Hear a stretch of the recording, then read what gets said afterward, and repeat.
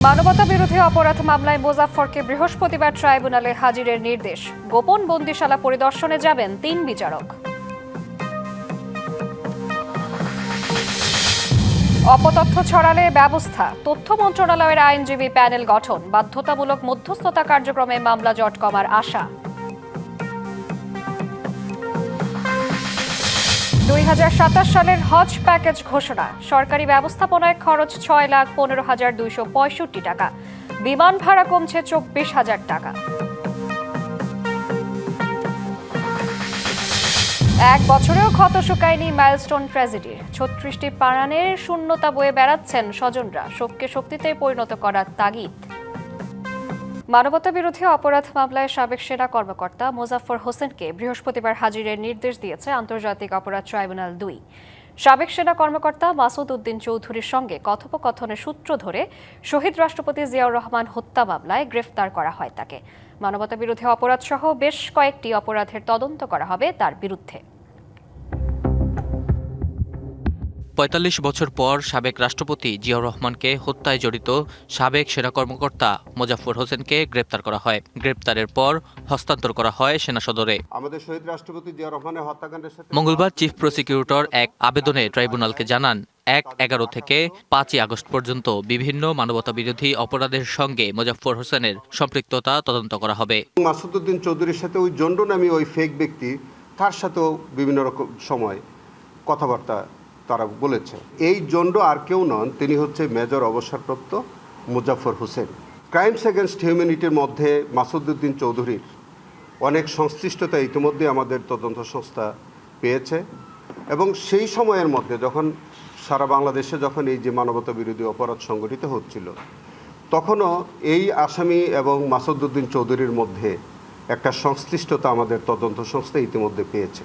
পরে ২৩ জুলাই মোজাফফরকে হাজিরের নির্দেশ দেন ট্রাইব্যুনাল ২। সেদিনই এই মামলায় গ্রেপ্তার দেখানো হতে পারে তাকে। গ্রেফতার দেখানোর আগে যেহেতু তিনি সেনাবাহিনীর তত্ত্বাবধানে রয়েছেন, সেই কারণে আজকে আমি একটা অ্যাপ্লিকেশন দিয়েছি যে তাকে আর্মির তত্ত্বাবধান থেকে প্রোটেকশন ওয়ারেন্টে আমাদের ট্রাইব্যুনালে হাজির করার জন্য।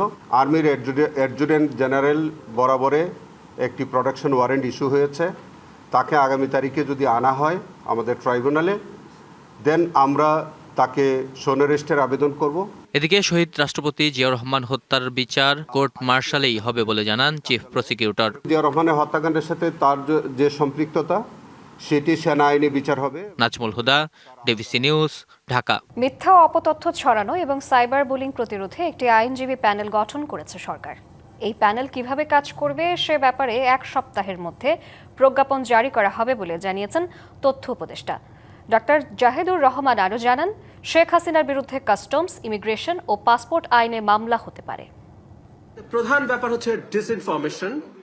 মঙ্গলবার সচিবালয়ে সরকারের নানা বিষয় তুলে ধরতে ও গণমাধ্যমের সাথে প্রশ্ন উত্তর পর্বে অংশ নিতে নিয়মিত এই সংবাদ সম্মেলন। এটা রাষ্ট্র বা সরকারের দায়িত্ব আছে যে সে মানুষকে লিটারেট করবে। এতে প্রধানমন্ত্রীর উপদেষ্টা ডাক্তার জাহিদুর রহমান জানান, যারা অপতথ্য ছড়ায় ও সাইবার বুলিং করে তাদের বিরুদ্ধে আইনি ব্যবস্থা নিতে একটি আইনজীবী প্যানেল তৈরি করেছে তথ্য মন্ত্রণালয়। তথ্যের নামে আমাদের উপরে যে ধরনের অত্যাচার বা অন্যায় হয়, আমরা যে কেউ ডিসইনফরমেশনের শিকার হতে পারি, আমরা যে কেউ মারাত্মক মিথ্যা সাইবার বুলিং এর শিকার হতে পারি, আমরা ফেক ছবি, ফেক ভিডিওর শিকার হতে পারি। সেই রকম মানুষদের জন্য সুখবর হচ্ছে এই আইনজীবী প্যানেল যেটার কথা বলা হয়েছিল, এটা গঠন সম্পূর্ণ হয়েছে। এক প্রশ্নের জবাবে উপদেষ্টা বলেন, কাস্টমস, ইমিগ্রেশন ও পাসপোর্ট আইন লঙ্ঘনের অভিযোগে সাবেক প্রধানমন্ত্রী শেখ হাসিনার বিরুদ্ধে মামলা হতে পারে। উনি আইসিটিতে মানবতা বিরোধী অপরাধের জন্য অভিযুক্ত এবং উনি দণ্ডপ্রাপ্ত হয়েছেন মৃত্যুদণ্ড। সম্ভবত এই কারণে প্রতিষ্ঠানগুলো আর নতুন করে এটা করেনি। কিন্তু আমি একমত যে যেখানে আইন ভঙ্গ হয়েছে সেটার অন্তত একটা প্রাতিষ্ঠানিক রেকগনিশন দরকার। যিনি এই আইনগুলো ভঙ্গ করেছেন সেটা নিশ্চয়ই সরকার করবে। বর্তমান সরকার গুম ও বিচার বহির্ভূত হত্যাকে সামান্যতম প্রশ্রয় দেবে না বলেও জানান প্রধানমন্ত্রীর এই উপদেষ্টা। সরকারের অগোচরে ঘটনা ঘটে যাচ্ছে। শাহ ইমন, ডিবিসি নিউজ, ঢাকা। দেশে বর্তমানে ৪৫ লাখ মামলা চলমান আছে। এ তথ্য জানিয়ে মামলার আগে মধ্যস্থতা কার্যক্রমে সংশ্লিষ্টদের সহায়তার আহ্বান জানিয়েছেন আইনমন্ত্রী মোহাম্মদ আসাদুজ্জামান। সচিবালয়ে পঞ্চগড়, টাঙ্গাইল ও কক্সবাজার সহ 10 জেলায় মামলার আগে বাধ্যতামূলক মধ্যস্থতা কার্যক্রমের উদ্বোধন অনুষ্ঠানে আইনমন্ত্রী বলেন, জনগণকে আইনি সহায়তা দেওয়ার ক্ষেত্রে জিরো টলারেন্স নীতিতে সরকার। তিনি জানান, নারী ও শিশু নির্যাতন মামলার রাজনৈতিক বিবেচনায় প্রত্যাহার করা হবে না। মন্ত্রীর আশা, বাধ্যতামূলক মধ্যস্থতা কার্যক্রমে কমে আসবে মামলা জট। পারিবারিক সহিংসতা আইন, যেখানে আপনার স্টেট অ্যাকুইজিশন টেনেন্সি অ্যাক্টের আন্ডারে আপনার প্রিএমশনের টার্গেট, এই ধারাবাহিকতা 62.02% যে ড্রপ 3 মাসে হয়েছে, এটা যদি কন্টিনিউ করে তাতে যা আসবে। 2027 সালের হজ যাত্রায় বিমান ভাড়া কমানো হলেও সার্বিকভাবে বেড়েছে প্যাকেজের খরচ। হজ প্যাকেজ ঘোষণা করে ধর্মমন্ত্রী জানান, হজ যাত্রীদের বিমান ভাড়া 1,54,000 টাকা থেকে কমিয়ে 1,30,000 টাকা নির্ধারণ করা হয়েছে। মন্ত্রী 2টি হজ প্যাকেজ ঘোষণা করে জানান, এবার প্যাকেজ 1-এর খরচ ধরা হয়েছে 6,15,263 টাকা এবং প্যাকেজ 2-এর খরচ ধরা হয়েছে 5,05,648 টাকা। পবিত্র হজ পালনের আগে প্রতি বছরই সরকারি ও বেসরকারিভাবে প্যাকেজ ঘোষণা করা হয়। তারই ধারাবাহিকতায় মঙ্গলবার সকালে সচিবালয়ে সংবাদ সম্মেলন করে নতুন হজ প্যাকেজ ঘোষণা দেন ধর্মমন্ত্রী। 2027 সালের হজ প্যাকেজ, হজ ব্যবস্থাপনা সংক্রান্ত নির্বাহী কমিটির অনুমোদন ক্রমে এবছর সরকারি মাধ্যমে 2টি হজ প্যাকেজ নির্ধারণ করে। প্যাকেজ 1-এর খরচ ধরা হয়েছে 6,15,263 টাকা এবং প্যাকেজ 2-এর খরচ ধরা হয়েছে 5,05,648 টাকা। হজযাত্রীদের উন্নত সেবা প্রদানের লক্ষ্যে সৌদি সরকারের মুদ্রা বিনিময় হার, খাওয়া এবং সার্বিক খরচ বেড়ে যাওয়ায় হজের সার্বিক খরচ কিছুটা বেড়েছে এবছর। হজ প্যাকেজ 1-এ অতিরিক্ত অর্থ পরিশোধ সাপেক্ষে রুম আপগ্রেডেশন এবং শর্ট প্যাকেজ সুবিধা নেওয়া যাবে। এই প্যাকেজ খরচ ধরা হয়েছে 6,15,263 টাকা। মন্ত্রী জানান, 2025 সালে বিমান ভাড়া ছিল 1,67,000, যেখানে 2026 সালে ছিল 1,54,000। সেখানে এবার 24,000 টাকা কমিয়ে বিমান ভাড়া করা হয়েছে 1,30,000 টাকা। বিমান ভাড়াটা নির্ধারণ করে সবার সাথে কথা বলে আলোচনা করে। পৃথিবীতে কখন আপনারা এখানে একমাত্র মাননীয় প্রধানমন্ত্রী তারেক রহমান সাহেব পারছেন বিমান ভাড়াকে কমাতে? যেখানে 2 লক্ষ টাকা ছিল সেখানে 1,30,000 টাকা। 2027 সালে চাঁদ দেখা সাপেক্ষে হজের প্রথম ফ্লাইট শুরু হতে পারে 8 এপ্রিল এবং হজ অনুষ্ঠিত হতে পারে 15 মে। হজ এজেন্সিস অ্যাসোসিয়েশন অব বাংলাদেশ বা হাব বেসরকারি ব্যবস্থাপনায় হজ যাত্রীদের প্যাকেজ ঘোষণা করতে পারে বুধবার। Bijan Kumar Das, DBC news, Dhaka. স্থানীয় সরকার নির্বাচন সামনে রেখে আচরণবিধি সংশোধন ও 5টি আইনের বেশ কিছু ধারার সংশোধনী চেয়ে সরকারকে সুপারিশ করবে নির্বাচন কমিশন। এর মধ্যে রয়েছে সিটি কর্পোরেশন, উপজেলা পরিষদ, জেলা পরিষদ, পৌরসভা ও ইউনিয়ন পরিষদ আইন। এসব সংশোধনীর বাস্তবায়ন হলে নির্বাচনে প্রার্থী হওয়া সহ বেশ কিছু বিষয়ে পরিবর্তন আসবে। প্রস্তাবনার খসড়া চূড়ান্ত করতে সকালে রাজধানীর আগারগাঁওয়ে নির্বাচন ভবনে প্রধান নির্বাচন কমিশনার AMM নাসির উদ্দিনের সভাপতিত্বে বৈঠক হয়। এতে যোগ দেন 4 নির্বাচন কমিশনার ও ইসি সচিব। স্থানীয় সরকার নির্বাচন নির্ভুলভাবে আয়োজন করতে বিভিন্ন বিষয়ে সংযোজন বিয়োজনের মাধ্যমে খসড়া চূড়ান্ত করার পর তা সরকারকে পাঠাবে কমিশন।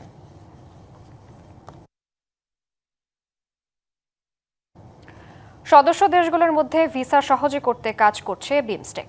তবে এজন্য প্রয়োজন দেশগুলোর একমত হওয়া। একই কারণে মুক্ত বাণিজ্য চুক্তি করতে পারেনি সদস্য দেশগুলো। ঢাকায় বিমস্টেক কার্যালয়ে সাংবাদিকদের সাথে মতবিনিময়ে এসব কথা বলেন বিমস্টেকের সেক্রেটারি ইন্দ্রমণি পান্ডে। কূটনৈতিক সংবাদদাতাদের সংগঠন ডিপ্লোম্যাটিক করেসপন্ডেন্ট অ্যাসোসিয়েশন বাংলাদেশ ডিক্যাবের সাথে মতবিনিময় সভা। এ আয়োজনে 30 বছর পূর্ণ করতে চলা বঙ্গোপসাগর সংলগ্ন 7টি দেশের আঞ্চলিক জোট বিমস্টেকের নানা দিক তুলে ধরেন সংস্থাটির সেক্রেটারি ইন্দ্রমণি পান্ডে। 2004 সালে একটি ফ্রেমওয়ার্ক সই হলেও সদস্য দেশগুলোর মধ্যে মুক্ত বাণিজ্য চুক্তি হয়নি কখনোই। কেন জোটটি তেমনভাবে সফল হতে পারছে না, এমন প্রশ্নের জবাব দেন ইন্দ্রমণি। এ বিষয়ে অনেকগুলো কমিটি কাজ করছে, তারা নিয়মিত সভা করছে, আলোচনা করছে, কখনো কখনো আলোচনায় অগ্রগতি হচ্ছে। আমরা বেশ আশাবাদী যে আগামী কয়েক মাসের মধ্যেই এ বিষয়ে ফলাফল দেখতে পাব। ভিসামুক্ত ইউরোপীয় ইউনিয়নভুক্ত দেশগুলোর মতো এই জোটের দেশগুলোর মধ্যেও ভিসা সহজ করার সুযোগ থাকলেও কেন তা করা হচ্ছে না, এমন প্রশ্নের জবাবও দেন তিনি। আমাদের মধ্যে ভিসা সহজীকরণ নিয়ে আলোচনা হয়, তবে এর জন্য সদস্য দেশগুলোকে একমত হতে হবে। মিয়ানমার জোটভুক্ত দেশ হলেও রোহিঙ্গা সংকট সমাধান রাজনীতিবিদদেরই হাতে, বলেন ইন্দ্রমণি পাণ্ডে। ইশরাত জাহান উর্মি, ডিবিসি নিউজ, ঢাকা। 1 বছর আগে থেমে গিয়েছিল বহু কোমল প্রাণ। সময় এগিয়েছে, নতুন শিক্ষাবর্ষ এসেছে, ক্লাসও চলছে, কিন্তু কিছু বেঞ্চ আজও যেন অপেক্ষায় পরিচিত মুখগুলোর জন্য। উত্তরার মাইলস্টোন স্কুল অ্যান্ড কলেজে আজ ছিল শুধু নীরব অশ্রু। শ্রদ্ধায় স্মরণ করা হয় সেদিনের মর্মান্তিক বিমান দুর্ঘটনায় নিহতদের। কিছু শূন্যতা চোখে দেখা যায় না, শুধু অনুভব করা যায়। কিছু কান্নার শব্দ হয় না, নীরবতাতেই রয়ে যায়। মাইলস্টোন ট্র্যাজেডির 1 বছর, তবু এই ক্যাম্পাসে পা রাখলেই যেন মনে হয় কোথাও থেকে ছুটে আসবে ছোট্ট ছোট্ট পায়ের শব্দ, ভেসে আসবে টিফিনের হাসি। কিন্তু বাস্তবতা বড় নির্মম। যাদের জন্য ছিল সেই কোলাহল, তাদের অনেকেই আজ শুধুই স্মৃতি। আমাদের যে নিষ্পাপ 28টা শিশু, 3 জন শিক্ষক, 3 জন অভিভাবক, 1 জন আয়া, ঠিক এই জায়গায় অকালে মৃত্যু বলে ঢলে পড়ে। দুর্ঘটনা কবলিত ভবনের সামনে সারিবদ্ধ হয়ে দাঁড়ান শিক্ষক, কর্মকর্তা আর কর্মচারীরা। হাতে সাদা ফুল, চোখে অশ্রু, চলে নীরব প্রার্থনা।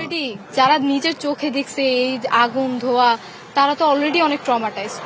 তো এখনের যে পরিস্থিতি, এখন হচ্ছে স্বাভাবিক বলতে গেলে, আগের থেকে অনেক বেটার। বিল্ডিংটার সামনে দাঁড়িয়ে আমাদের ঠিকই ডিউটিটা দিচ্ছি, কিন্তু মনে হচ্ছে আমার চোখের সামনে ঠিক 1 বছরের কাহিনীটা ভাসতেছে। সেই বাচ্চাদের আর্তনাদ, সেই আগুন লেগে যাওয়া, প্লেন পড়া, ঠিক মনে হচ্ছে যে এগুলো আমার সব চোখের সামনে দিয়ে ভাসতেছে। ক্যাম্পাস জুড়ে হারিয়ে যাওয়া শিক্ষার্থীদের ছবি, পাশে সহপাঠীদের হাতে লেখা চিঠি, অসমাপ্ত কিছু গল্প আর বুক ভাঙা কিছু স্মৃতি। প্রতিটি ছবির দিকে তাকালেই মনে হয় তারা হয়তো ডাকলেই আবার ক্লাসে ফিরে আসবে। প্লেনের শব্দটা শুনলে আমার অনেক খারাপ লাগে, মানে চিৎকার দিয়ে উঠি। মানে প্লেনের আওয়াজটা শুনলে আমার ভয় লাগে একটু বেশি, যে বিমানে এত ভাবছি, মনে করি কি বিমান ক্রাশ করবে, এই চিন্তায় ভয় থাকি। পরে যখন দেখি কি বিমান ক্রাশ করে না, সবকিছু নর্মাল, তখন একটু শান্ত হয়ে যায়। আমি ওই দিন বারান্দায় ছিলাম ওই বিল্ডিং এ, আর আমার 40+ বারান্দা। যখন বিমান যায় তখন একটু বেশি শব্দ হয়, তখন একটু ভয় লাগে। 1 বছরেও শুকায়নি কোনো মায়ের চোখের জল, থামেনি বাবার অপেক্ষা, শিক্ষক ভুলতে পারেননি প্রিয় শিক্ষার্থীর শেষ হাসি, বন্ধু মেনে নিতে পারেনি খালি হয়ে যাওয়া পাশের বেঞ্চটি। ওর মেইন সমস্যাটা হচ্ছে ও এত ট্রমাটাইজড যে ওর পিটিএসডি, ওসিডি এগুলো হয়ে গেছিল, যার জন্য ওকে মানসিক হাসপাতালে ভর্তি করা হয়েছিল। ভেঙে গেছে ও, মানে এখন মানে সবকিছু ওর থেকে বাইরে চলে গেছে, ওর কোনো কিছু ঠিক নাই, ওর মেন্টাল অবস্থা এত খারাপ। বিমানের ত্রুটি ছিল, পাইলটের অজ্ঞতা ছিল, যে কমান্ড দিয়েছে তার কমান্ডিং এর প্রবলেম ছিল। বাট এইসবের জন্য তো আমাদের নিষ্পাপ বাচ্চাগুলো কেন দায়ী থাকবে? আমাদের এতগুলো বাচ্চা মারা গেছে। এই শোকের অংশ হিসেবে উত্তরা সহ মাইলস্টোন স্কুল অ্যান্ড কলেজের 16টি শাখায় পালন করা হয় 1 দিনের ছুটি। অভিভাবকদের দাবি এখনো মূল্যায়ন হয়নি, তাই নতুন সরকারের দিকে তাকিয়ে তারা। নতুন সরকারের কাছে আমার চাওয়া হয়েছে, আমাদের এটা হেলথ খাত ভালো চিকিৎসাটা করো, কোনো উন্নতি চিকিৎসা করো, আর ভবিষ্যৎ উনি যেন লেখাপড়া করিয়া দেন, ভবিষ্যৎ একটা সরকারি চাকরি পাই মতন ওনারা এটা ব্যবস্থা করিয়া দেন। 1 বছর পেরিয়ে গেছে, সময় এগিয়েছে, জীবনও থেমে নেই, কিন্তু ক্যাম্পাসের কিছু বেঞ্চ, কিছু করিডোর আর কিছু হৃদয় আজও ঠিক 1 বছর আগের সেই বিকেলেই আটকে আছে, যেখানে প্রতিটি ফুল নীরবে বলে যায় তোমরা নেই, কিন্তু তোমাদের স্বপ্ন, হাসি আর স্মৃতি কখনো হারিয়ে যাবে না। Ariful Islam, DBC news, Dhaka. ভয়ভীতি জয় করে মানবতার সেবায় এগিয়ে আসার উদাহরণ হয়ে থাকবে মাইলস্টোন ট্র্যাজেডি। রাজধানীতে এক স্মরণ সভায় কথা বলেছেন জিয়াউর রহমান ফাউন্ডেশনের vice president doctor Zubaida Rahman. আর মর্মান্তিক ওই দুর্ঘটনায় আহতদের উন্নত চিকিৎসার প্রয়োজন হলে সর্বোচ্চ সহযোগিতা দেওয়ার কথা জানিয়েছেন স্বাস্থ্যমন্ত্রী।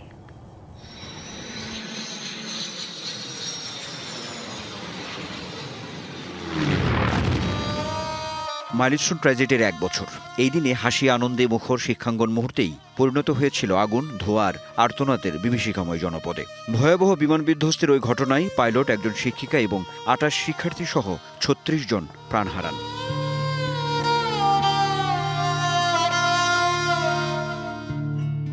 দিনটি উপলক্ষে জাতীয় বার্ন অ্যান্ড প্লাস্টিক সার্জারি ইনস্টিটিউটে স্মরণসভায় প্রিয় সন্তান ও স্বজনহারাদের হৃদয় বিদারক আর্তনাদে প্রাণ কাঁদে সবার। আমি এমন একটা সন্তান হারিয়েছি যে এই কষ্টের মাঝে শুয়ে শুয়েও আমার কথা চিন্তা করেছে, আমাদের কথা চিন্তা করেছে। সেদিনের সেই ভয়াবহ ছবি আর মনে করতে চাই না। আমার পূর্বের আকার তো আর ফেরত পাবো না। যারা নীতি নির্ধারক আছে তাদের উচিত এই জিনিসগুলোকে পুঙ্খানুপুঙ্খানুভাবে আমলে আনা। মাইলস্টোন ট্র্যাজেডিতে ক্ষতিগ্রস্ত ও আহতদের পাশে থাকার কথা বলেন স্বাস্থ্যমন্ত্রী। যারা এখনো ফলো আপে আছে, আমাদের ডাক্তাররা নিষ্ঠার সাথে বার্ন ইউনিটে কাজ করে যাচ্ছেন তাদের জীবনের উন্নতির জন্য এবং রিহেবিলিটেশনের জন্য যদি কিছু করতে হয় ইনশাল্লাহ আমরা আমাদের সরকারের পক্ষ থেকে করব। প্রধান অতিথির বক্তব্যে জিয়াউর রহমান ফাউন্ডেশনের vice president doctor Zubaidur Rahman বলেন, মাইলস্টোন ট্র্যাজেডি বেদনা ও কষ্টের সঙ্গে সাহস ও অনুপ্রেরণা জুগিয়েছে। স্মৃতিতে ভয়াবহতা নিশ্চয়ই এখনো ভীত করে, কিন্তু শঙ্কা ভয়কে জয় করে সাহসিকতার সাথে আপনারা যেভাবে দৃষ্টান্ত স্থাপন করেছেন, দেশ ও জাতি নিশ্চয়ই জানায় কৃতজ্ঞতা, সহমর্মিতা, অভিনন্দন। এই কষ্টের মধ্যেও যে সাহসিকতা, সহমর্মিতা ও আত্মত্যাগের নিদর্শন সারা বিশ্ব দেখেছে তা ইতিহাসে বিরল।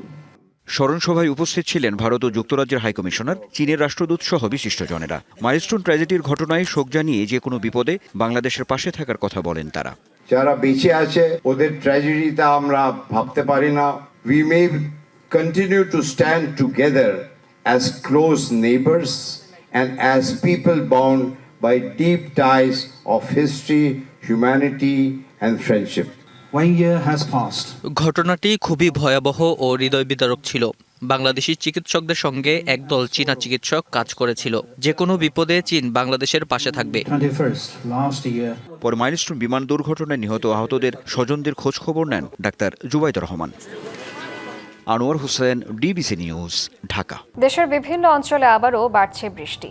আবহাওয়া অধিদপ্তর বলছে আগামী কয়েকদিন কোথাও মাঝারি, কোথাও ভারী বৃষ্টি হতে পারে। বিশেষ করে দক্ষিণাঞ্চল সহ কয়েকটি বিভাগে জলাবদ্ধতার শঙ্কা থাকলেও আপাতত বড় কোনো দুর্যোগের আশঙ্কা দেখছেন না আবহাওয়াবিদরা। বর্ষাকালের ছন্দে ভিজছে জনপদ। দিনের বিভিন্ন সময় থেমে থেমে বৃষ্টিতে কিছুটা স্বস্তি মিললেও নগর জীবনে বাড়ছে ভোগান্তি। কোথাও জমছে পানি, ঘটছে জলাবদ্ধতাও। তবে জুলাই মাসে এমন বৃষ্টিপাতকে মৌসুমের স্বাভাবিক বৈশিষ্ট্য হিসেবেই দেখছেন আবহাওয়াবিদ। আগামী কয়েকদিন ওই রকম এক্সট্রিম লেভেলের বড় ধরনের দুর্যোগের সম্ভাবনা নেই। যে বৃষ্টি হবে অনেকটা নর্মাল বৃষ্টি, তবে দক্ষিণাঞ্চল যেহেতু বেশি বৃষ্টি হবে ওই সব জায়গাতে আপনার সাময়িক জলবদ্ধতা হতে পারে। বিগত কয়েকদিন দেশের উত্তরাঞ্চলে বৃষ্টির প্রভাব বেশি থাকলেও আগামী 3 থেকে 7 দিন দক্ষিণাঞ্চলে মাঝারি থেকে ভারী বর্ষণের আভাস দেন তিনি। আগামী 2-3 দিন বৃষ্টি উত্তরাঞ্চলে কিছুটা কম হবে, যা দেখা যাচ্ছে। মেন বৃষ্টি আপনার খুলনা, বরিশাল, চট্টগ্রাম হবে। আর ভারী বর্ষণ যেটা আছে এটা বিক্ষিপ্তভাবে মানে দেশের অনেক জায়গায় হবে।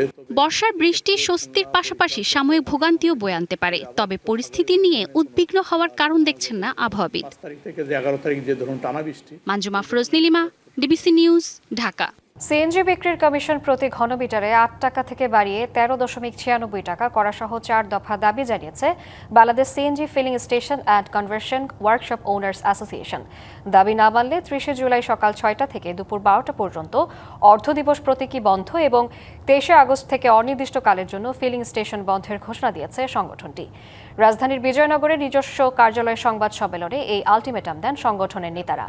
বলেন, সবশেষ 2015 সালে প্রতি ঘনমিটারে 8 টাকা কমিশন নির্ধারণ করা হয়। এরপর ক্রমবর্ধমান মূল্যস্ফীতি, কর্মীদের ন্যূনতম মজুরি বৃদ্ধি, ডলারের উচ্চ মূল্যে যন্ত্রাংশের দাম বৃদ্ধি, সওজের ইজারা ফি, ব্যাংক গ্যারান্টি ও লাইসেন্স ফি বৃদ্ধি সহ পরিচালন ব্যয় বেড়ে গেছে বহুগুণ। তাই সার্বিক খরচ বিবেচনায় সিএনজি বিক্রির কমিশন 6 টাকা বাড়ানোর দাবি জানান ব্যবসায়ীরা।